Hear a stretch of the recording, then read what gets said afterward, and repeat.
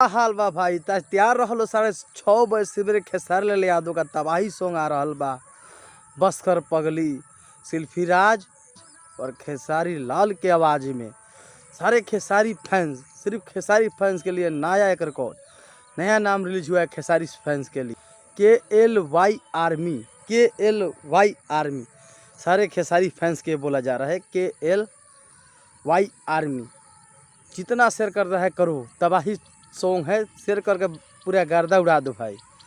तो आज ही सुबह आ रहा है 6 बजे, 6:30 बजे, 15 मिनट बाद आ रहा है खेसारी लाल यादव का सॉन्ग बस कर पगली बुलाई का SRK म्यूजिक से। तो भाई सारे KLY आर्मी खेसारी फैंस तैयार रहिए शेयर करने के लिए, तबाही मचा दीजिएगा इस गाने को। यह गाना ट्रेंडिंग में आना चाहिए पूरा खेसारी फैंस के लिए। क्या गाना है भाई? हाँ, श्याम देहाती जी लिखे है इस गाने को।